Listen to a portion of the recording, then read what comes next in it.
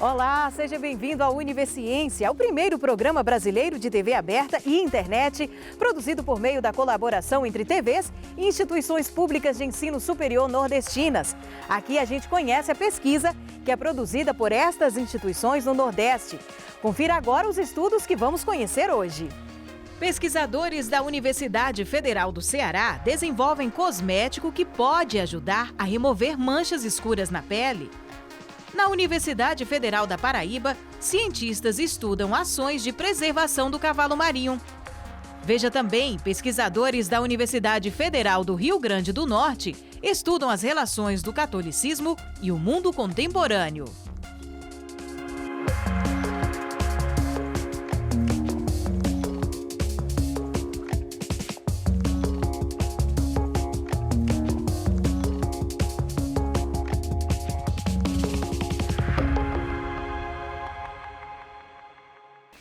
A aroeira é muito conhecida no Nordeste, sendo utilizada para o tratamento de diferentes doenças.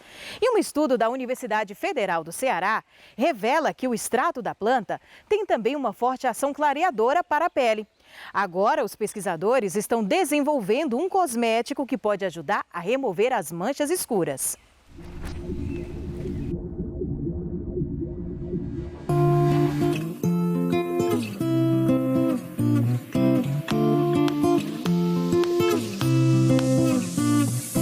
O melasma é uma queixa muito comum aqui no Nordeste, no Brasil como um todo, e principalmente entre as mulheres. Vários fatores podem desencadear o melasma e o sol, a radiação solar é um desses fatores, mas existem diversos outros. Então, a busca por ativos que tenham esse potencial clareador tem aumentado muito nos últimos tempos. A Aroeira do Sertão está sendo uma ótima surpresa. Há muitos trabalhos aqui na UFC, desenvolvendo trabalhos com a Aroeira do Sertão. Eu estou trabalhando com extrato vegetal, que ele é sustentável. Nós obtemos através de tecnologia limpa, utilizando a água como solvente. Utilizamos as folhas, ou seja, é sustentável também. O nosso extrato é obtido da aroeira cultivada aqui mesmo na UFC. Aqui no nosso laboratório a gente começou a fazer ensaios in vitro. Todos os testes demonstraram uma atividade fantástica para a finalidade que nós queremos. Ela tem uma atividade próxima ao nosso controle positivo, nosso padrão, que é o ácido cólico, que já é uma substância muito utilizada e considerada padrão ouro para clareadores, E a nossa aroeira do sertão, além de ter essa atividade clareadora, ele tem uma excelente ação antioxidante. No momento que eu tenho um ativo que ele, além de ser clareador, ele também age sendo antioxidante, eu tenho realmente a junção perfeita. E agora estamos fazendo todos os estudos de estabilidade. Os próximos passos serão feitos testes clínicos já em pessoas, porque nós não trabalhamos com testes em animais. Então nós esperamos que sim, que a gente consiga desenvolver uma formulação estável, segura, porque ela foi aprovada nos ensaios que nós fizemos de citotoxicidade, e a próxima etapa é ver a eficácia dessa formulação em pessoas. Esse tipo de estudo que nós desenvolvemos aqui em parceria, da Fiocruz com a UFC, com a professora Tamara, no laboratório, são de extrema importância, porque nós estamos buscando esses produtos justamente na nossa flora, regionais, não só do Nordeste, mas principalmente do Nordeste, que tenham estabilidade e que venham agregar isso depois para torná-los, inclusive, acessíveis a essas populações também que precisam. Nós temos que pensar nisso também. Já estamos entrando com pedido de patente, nós vamos, na verdade, lançar esse produto no mercado para ser mais uma alternativa genuinamente cearense, com a nossa flora, com a nossa caatinga, e vamos trazer mais beleza e saúde para as pessoas através dele.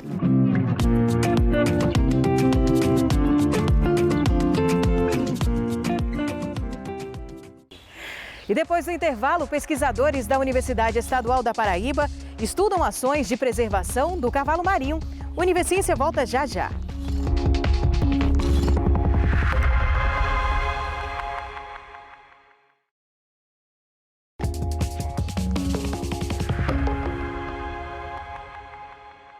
Você já ouviu falar em asfalto ecológico? Com propriedades inovadoras e ecologicamente sustentáveis, a novidade promete trazer para o setor de infraestrutura dos transportes alta durabilidade, resistência aos esforços mecânicos e versatilidade em sua aplicação. Os cientistas da Universidade de Pernambuco contam para a gente os resultados desse estudo.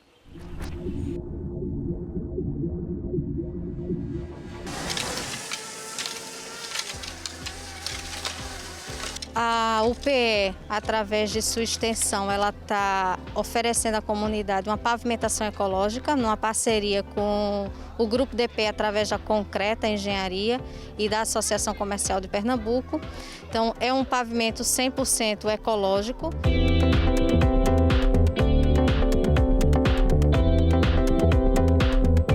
Eu trabalho na área de estradas desde o 5º período, então eu faço projetos, eu sempre tive muito contato em escritório com projeto. Eu nunca consegui realmente ir para campo, para colocar em prática, para vivenciar como as máquinas elas se comportam.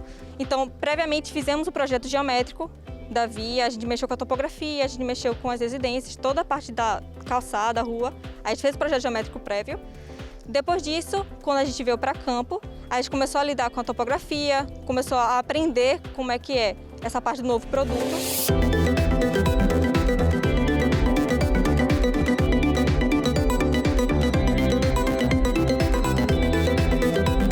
Essa multienzima, né, que é um complexo multienzimático, como a gente chama, ela foi desenvolvida na Universidade de Múrcia, na Espanha.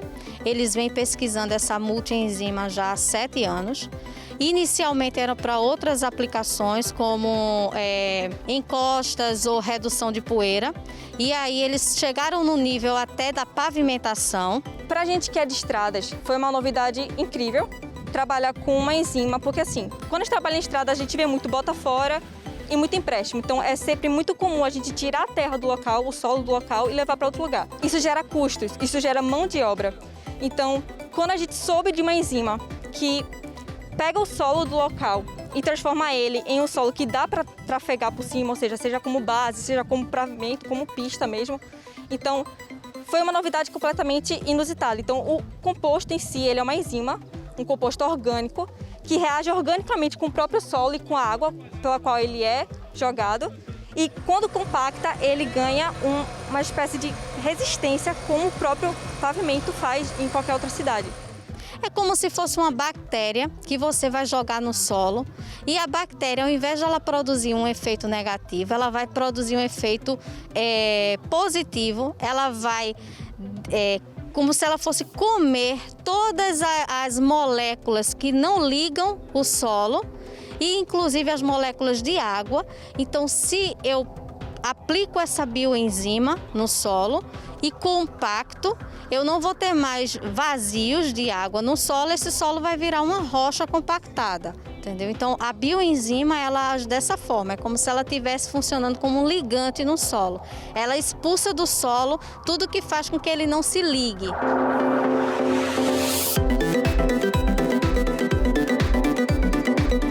A UPE, ela tem o papel de realizar todos os ensaios necessários para verificar se realmente esse produto se adequa aos nossos solos. Então, nós vamos fazer testes de resistência, testes de deformabilidade. Então, serão vários ensaios no laboratório. E a gente tem uma missão inovadora que é adicionar o pigmento na cor asfalto. Por quê? Por mais que você tenha um solo compactado e uma pavimentação ecológica, culturalmente nós estamos acostumados a olhar e enxergar asfalto como o asfalto derivado de petróleo. Então, como a bioenzima ela fica da cor natural do solo, a nossa missão é conseguir incorporar um pigmento orgânico que está sendo testado aqui nesse projeto piloto, incorporar esse pigmento orgânico que também não pode não ser orgânico, senão mata a bioenzima. Então, incorporar esse pigmento para que a gente chegue aí na tonalidade de asfalto e visualmente as pessoas enxerguem como pista. Essa enzima, ela é economicamente sustentável, ou seja, além dela acabar evitando tanta geração de resíduos, ela também acaba evitando tanto bota fora, tanto empréstimos assim. Então, acaba economicamente ficando mais viável, porque você não precisa trazer e tirar tantos produtos do local. Em termos de custo, ela consegue ser 1/3 do custo de um pavimento convencional. Então, ela é muito mais barata, entende? Em termos de mão de obra, exige muito menos maquinário e também em muitos menos dias. Então, acaba gerando uma poluição menor, acaba gerando uma proteção melhor para o meio ambiente, já que é um composto biológico. Então, o meio ambiente agradece de certa forma, então ela é muito mais sustentável em si. A UPE ela cumpre a sua função social. Ela tira o seu projeto do papel e ela entrega à comunidade tudo que ela pesquisa. Então, a gente vem pesquisando a pavimentação ecológica e a gente está entregando à comunidade o pavimento, uma estrada realmente pavimentada, onde essa comunidade ela vai ser beneficiada inicialmente com ônibus, o transporte público que vai circular. É uma comunidade carente que tem que andar muitas vezes 2 quilômetros para ter um acesso ao transporte público, e outras benfeitorias, porque a partir dessa pavimentação vai chegar antena de celular, que eles também não têm, abastecimento público de água. Então é a universidade cumprindo a sua função social e, no caso da Universidade de Pernambuco, tentando atingir o interior do nosso estado.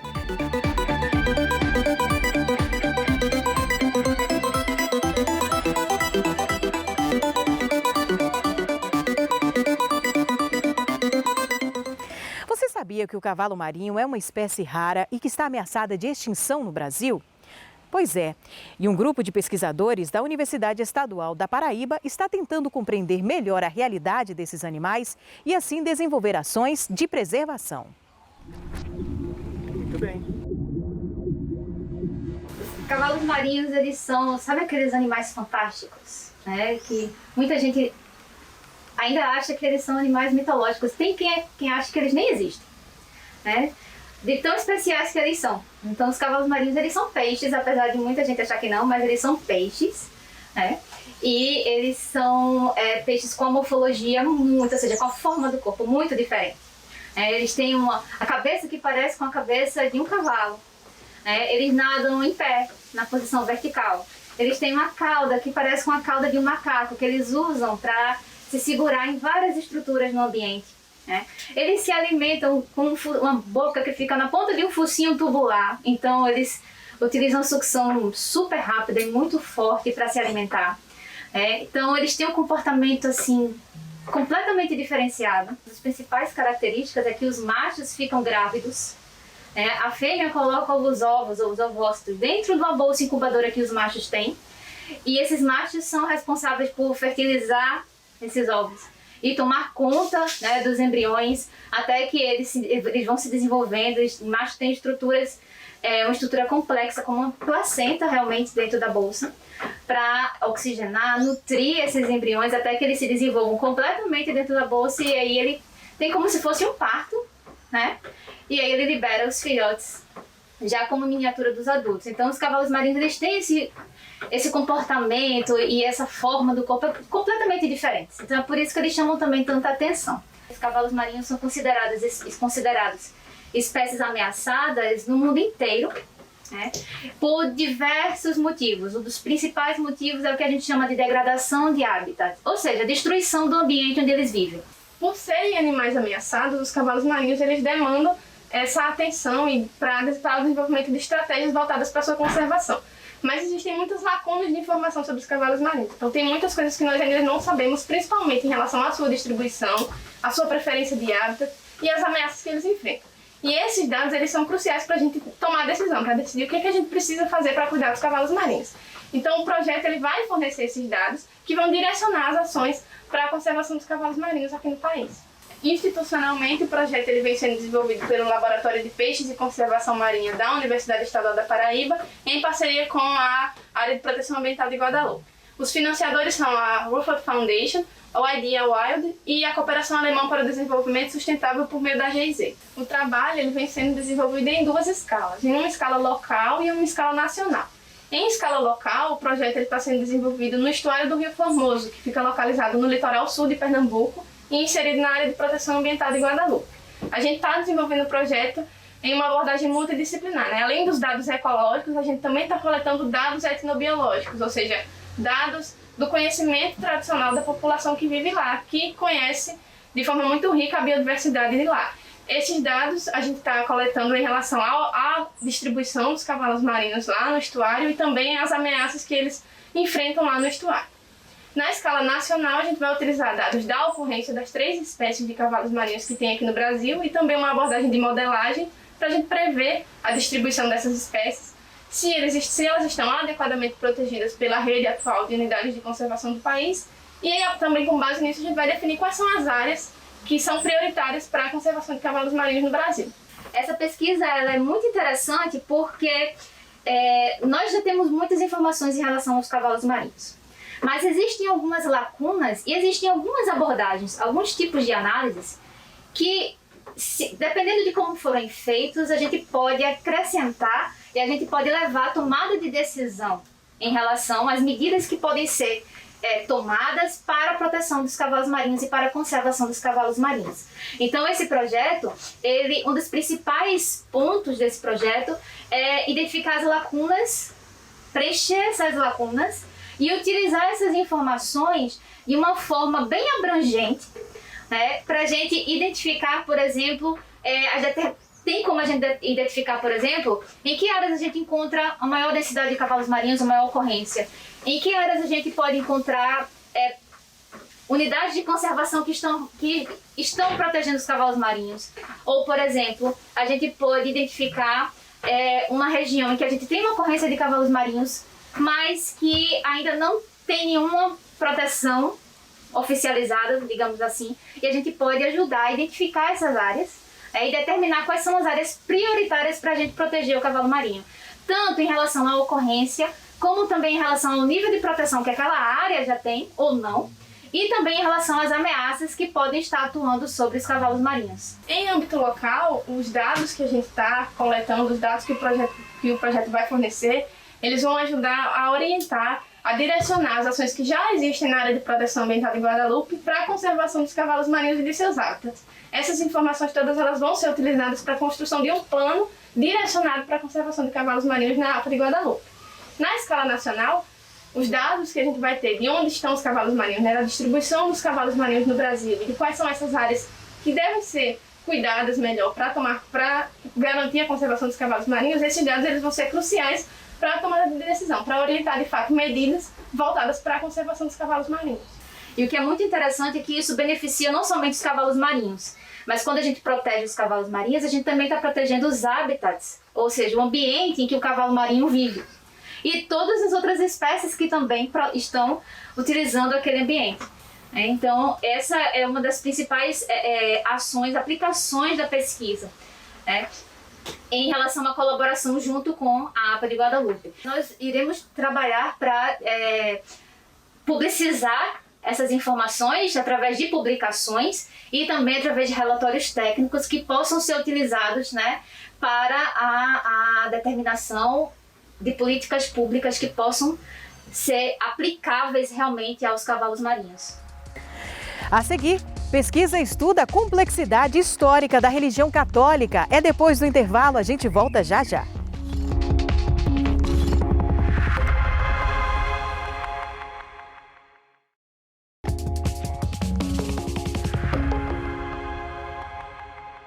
Quais as relações do catolicismo e o mundo contemporâneo? Com a intenção de responder a esta e outras perguntas, pesquisadores da Universidade Federal do Rio Grande do Norte estudam a história do catolicismo. Para isso, a organização é pautada em 3 premissas: investigação das relações entre catolicismo e política no mundo contemporâneo, compreensão das perspectivas na identificação das relações sociais e históricas, além de captação das relações entre religião, tradição e modernidade.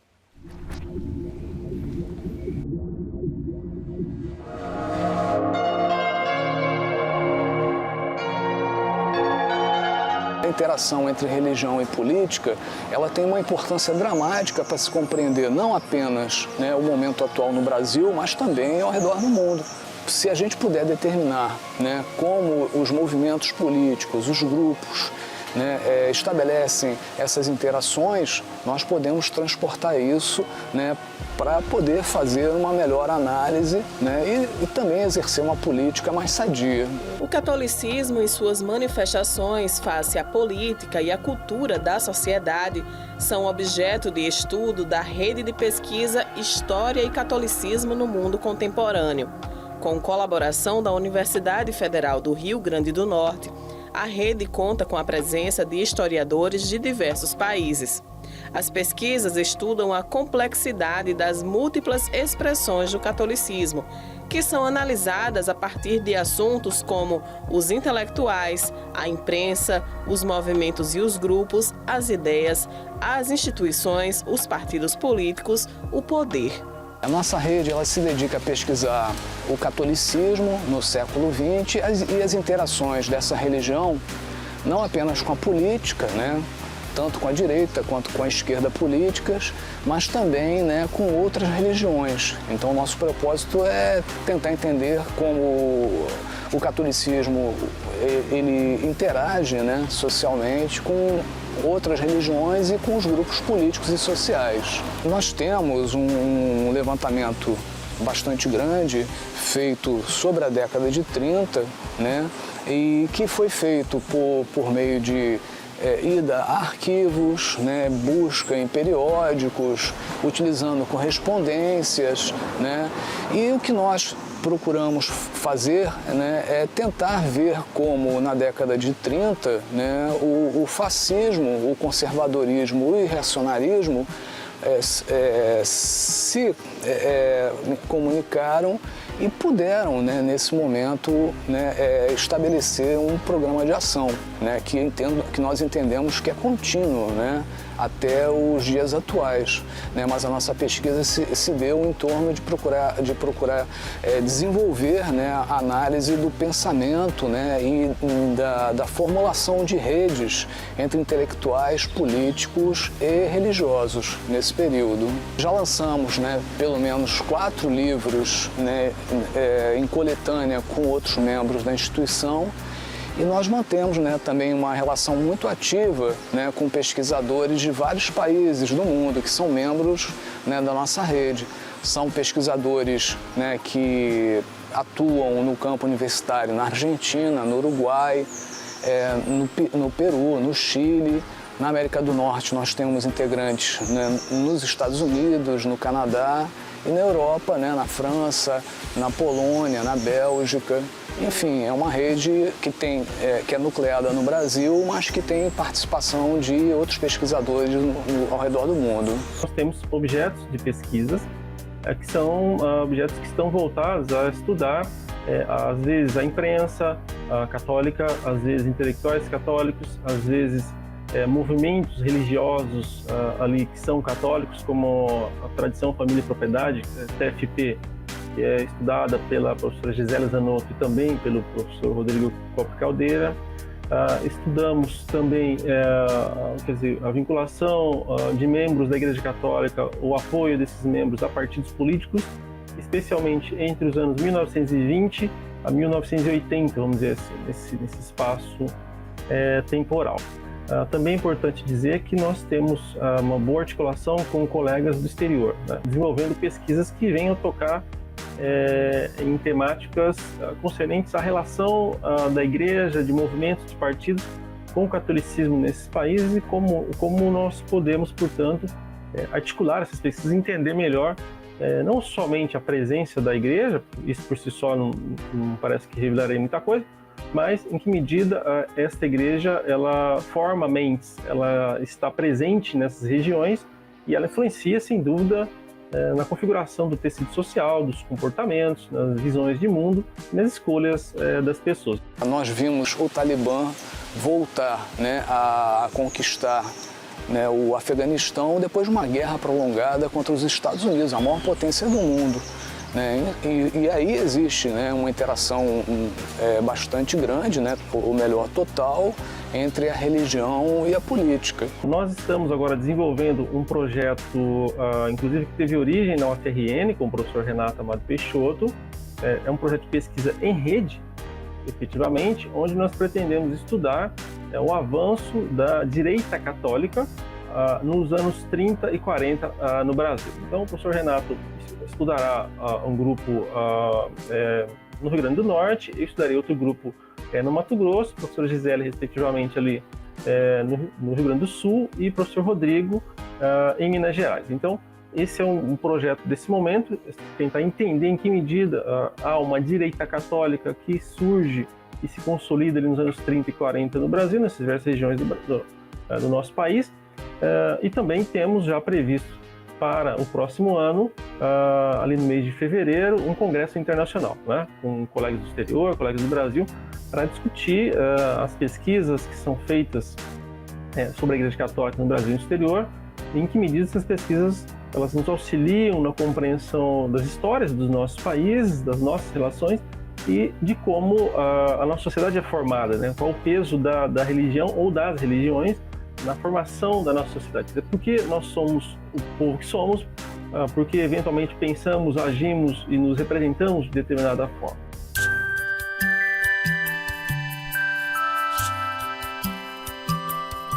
Uma das características da história, né, ou do trabalho dos historiadores, é, sem dúvida, tentar demonstrar, entre aspas, né, a utilidade desse conhecimento sobre o passado, né, para o nosso presente. Estudar o passado pelo próprio passado, para entender o passado em si, teria sim uma certa utilidade, mas a utilidade maior, digamos, nesse sentido, é fazer com que esse passado se torne compreendido diante do nosso presente.